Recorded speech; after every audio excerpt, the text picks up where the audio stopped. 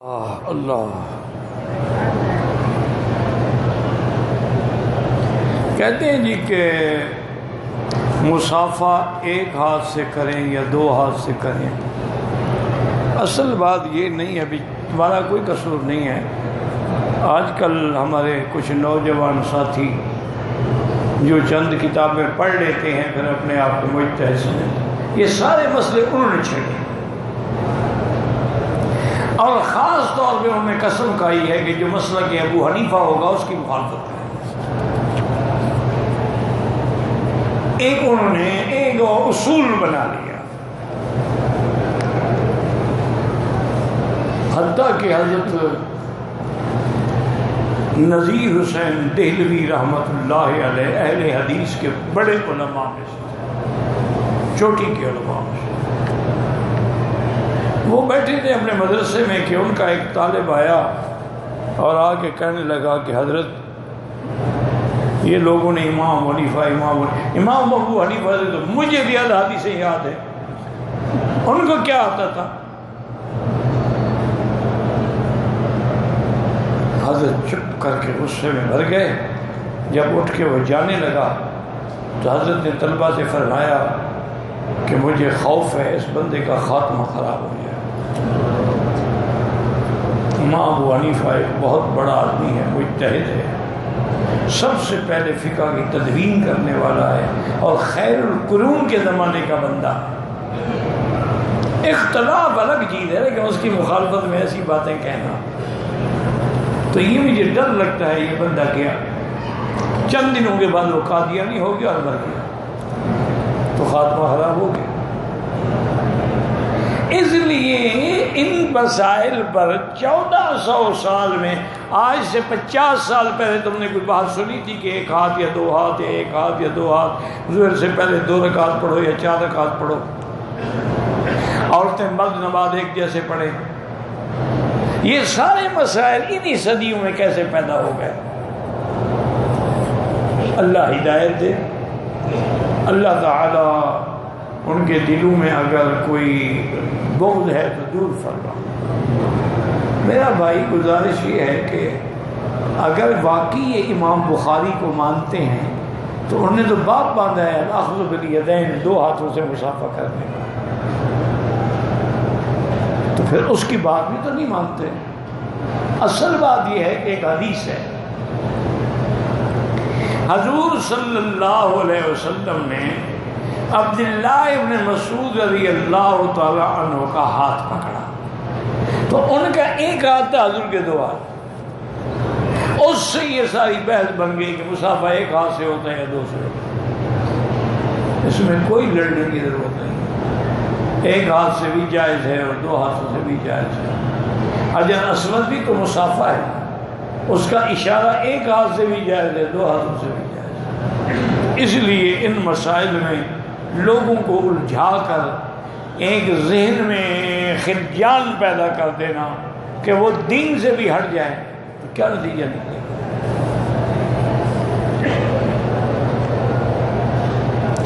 Cigarette کی سبیل چلانا حرام چیز کی بھی سبیل ہوتی ہے، یعنی سگریٹ حرام ہے، تم حرام کی سبیل چلاؤ گے. انا للہ و انا الیہ راجعون. سرکار دو عالم بھی اور تمام انبیاء بشر ہیں، جن سے بشر ہیں، ان کی بشریت کا انکار کرنے والا کافر ہے. نور ہدایت تو ہیں لیکن نور جنس نور نہیں ہے. قل انما انا بشر مثلکم قل سبحان ربی هل کنت الا بشر رسولا. سرکار سیدہ عائشہ ما هذا الا بشر. حضور نماز میں بھولے فرمایا انما انا بشر انسا کما تنسون، میں انسان ہوں، بھول جاتا ہوں، اگر بھول جاؤں تو مجھے یاد کراؤ. یہ 1400 سال گزر گئے ہیں، امت کو ابھی تک پتہ نہیں لگا کہ ان کا نبی نور ہے یا بشر ہے. اب اس کا کوئی علاج ہے؟ آج اگر آپ کافروں کو کلمہ پڑھائیں وہ کہیں گے ہمیں یہ تو بتائیں کون سے نبی کا کلمہ پڑھیں، نور والے کا کہ بشر کا؟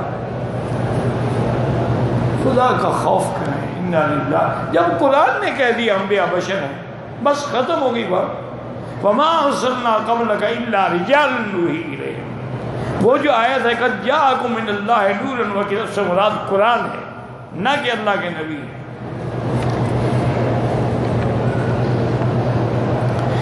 طواف کے دوران حجر اسود کو ایک ہاتھ سے بھی جائز ہے, اشارہ دو سے بھی جائز ہے. ہمارے ہاں اولاد نہیں ہے, اللہ سب بے اولادوں کو اولاد صالح عطا فرمائے. کہتے ہیں کہ شعر و شاعری کرنا جائز ہے اگر شعر و شاعری دین کے لیے ہے, اسلام کے لیے ہے. جیسے بڑے بڑے شاعر گزرے ہیں, حفیظ جلندری نے شاہنامہ اسلام لکھا ہے, دیوان حالی ہے, علامہ اقبال ہے, اور بڑے بڑے شاعر ہیں, وہ تو جائز ہے. لیکن شعر و شاعری میں عورتوں کی زلفوں کی تعریف کرنا اور ان کی آنکھوں کی تعریف کرنا یہ حرام ہے. اور ایسے انداز میں تعریف کرنا کہ بندہ ایسے سمجھتا ہے جیسے وہ دیکھ رہا ہے اپنے آنکھوں سے. اسی لیے اللہ نے قرآن میں فرما دی والشعراء یتبعہم الغاوون, ان کی پیروی وہ کرتے ہیں جو گمراہ ہیں. ہاں مگر وہ شاعر الا الذین آمنوا وعملوا الصالحات, جو ایمان والے ہیں, عمل اچھے ہیں, ذکر اللہ کثیرا, اللہ کا ذکر کرتے ہیں. جیسے حضور کے شاعر تھے حضرت حسان, حضور کی تعریف میں مدح میں قصیدے پڑھتے تھے, وہ جائز ہیں. تو بہرحال جو شعر و شاعری قرآن و سنت, اسی لیے اللہ کسی نبی کو شاعر نہیں بنا, کیونکہ شعر و شاعری جو ہے نا اس میں لازماً مبالغہ ہوتا ہے. جب کہتے ہیں کہ تیمور لنگ نے بڑا کابل میں اپنا شاہی محل بنایا اور قصر بنایا سمرقند اور بخارا میں, تو ایک شاعر تھے, اس نے ایک شعر کہا کہ میرے محبوب کے رخسار پہ جو تل ہے نا, یہ سمرقند و بخارا میں اس پہ صدقے کر دوں, صدقہ کر کے پھینک دوں. بادشاہ کو پتہ لگا, اسے بلایا, انہوں نے کہا پکڑ کے لے آؤ شاعر صاحب کو. انہوں نے کہا بدبخت, میں نے سمرقند بخارا میں بنانے میں سال لگا دیے, تم نے محبوب کے تل پہ صدقے کر دیے, حوالے کر دی. انہوں نے کہا اسی لیے تو بھوکا پھر رہا ہوں نا, جب میں نے اتنا لٹا دیا تو میرے پاس تو کچھ بھی نہیں ہے.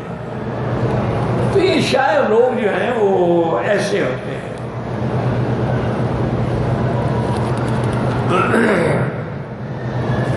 ایک شاعر تیمور دربار میں کھڑا تھا نابینا. اس نے کہا کہ تم یہ بتلاؤ, اصل تو بادشاہ نے چوٹ کی طریقے سے, اس نے کہا یہ بتلاؤ یہ دولت جو ہے یہ اندھی ہے یا آنکھوں والی ہے. انہوں نے کہا جی اندھی. کیسے اندھی ہے؟ اندھی نہ ہوتی تو تم لنگڑے کو مل جاتی, اور میں بھوکا رہتا. یہ دولت ہے ہی اندھی چیز. بادشاہ کو غصہ تو بڑا ہے لیکن پی گیا. انہوں نے کہا اب اور زیادہ شرمندگی ہوگی نا اگر اس بات کو میں مزید چھیڑوں گا. ہماری مسجد میں سکول کا مدرسہ ہے,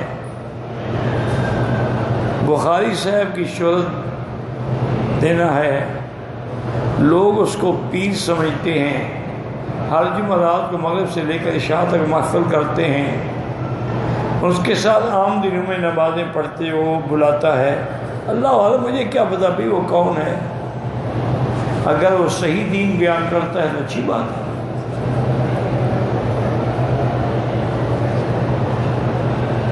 میں نے جہاز میں احرام باندھنے کے بعد انہوں نے جو خوشبودار رومال دیا تھا نا, ٹیشو دیا تھا پرفیومڈ والا, وہ میں نے پورے چہرے پہ مل دیا, دم پڑ گئی حضرت.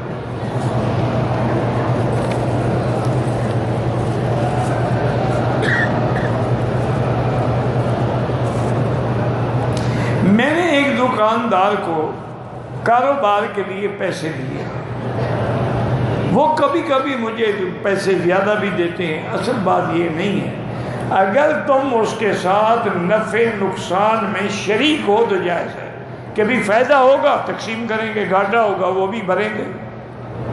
اگر صرف تم نفع لینے پہ دیتے ہو تو وہ حرام۔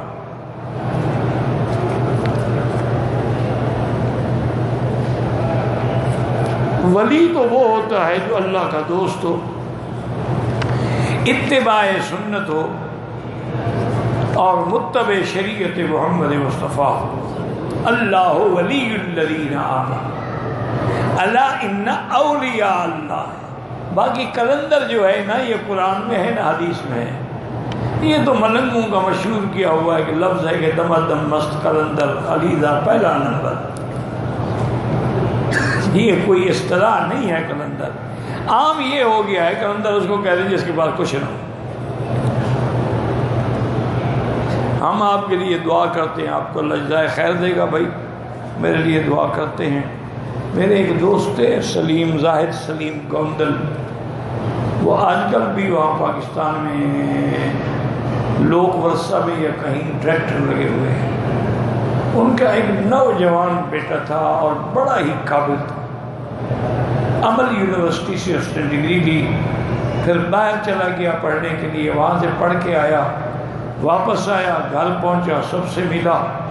والدین چونکہ ملازم تھے وہ ناشتے کھا کے ڈیوٹی پہ چلے گئے، انہوں نے کہا ٹھیک ہے میں تھوڑی دیر کمپیوٹر پہ بیٹھتا ہوں پھر میں آرام کروں۔ واپس آئے فوت ہو چکا۔ انا للہ و انا الیہ راجعون۔ اللہم اغفرہ وارحمہ وتجاوز عنہ۔ اللہ ان کے والدین کو صبر، ہارٹ اٹیک ہو گیا بیچارے۔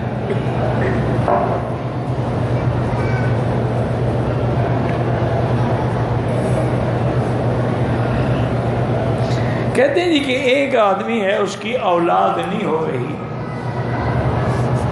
آج کل ایک طریقہ ہے کہ ڈاکٹر جو ہیں وہ مادہ لے کر انجیکشن کے ذریعے رحم میں پہنچاتے ہیں۔ بھئی اگر وہ مادہ اسی کے خامند کا ہے تو جائز ہے، اگر کسی اور کا ہے تو پھر زنا ہے۔ اصل میں یہ ہوتا ہے نا جی کہ بعض اوقات مرد کمزور ہوتا ہے، مادہ تو ہے لیکن وہ رحم پر نہیں پہنچتا تو اولاد بھی نہیں ہوتی۔ تو اب ڈاکٹر ان کو لے کر وہ اسپیشل اس قسم کے انجیکشن بنے ہوتے ہیں، اس کے ذریعے وہ رحم کے اندر دونوں مادے اکٹھے کر کے ڈال دیتے ہیں، تو اللہ کو منظور ہو تو حمل ہو جاتا ہے۔ تو بہرحال ایک بات یاد رکھیں، اگر دونوں مادے جو ہیں وہ میاں بیوی کے ہیں تو جائز ہے، کسی غیر کا ہے تو حرام۔ غائبانہ نماز جنازہ حنفی مسلک میں نہیں ہے، باقی ائمہ کے نزدیک جائز ہے۔ کبوتروں کو دانے ڈالتے ہیں، دانے ڈالنا تو اچھی بات ہے۔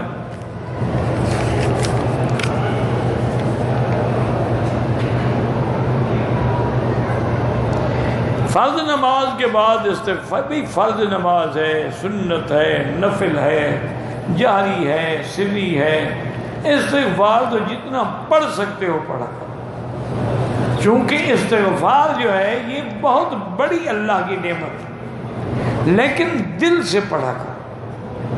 حضرت حسن رضی اللہ تعالی عنہ، حضرت علی ابن ابی طالب رضی اللہ عنہ کے بڑے صاحبزادے، ایک آدمی آیا کہنے لگا حضرت میرے مال میں برکت نہیں ہوتی، فرمایا استغفار کر۔ دوسرا بندہ آیا، اس نے کہا حضرت میری اولاد نہیں ہوتی، فرمایا استغفار کر۔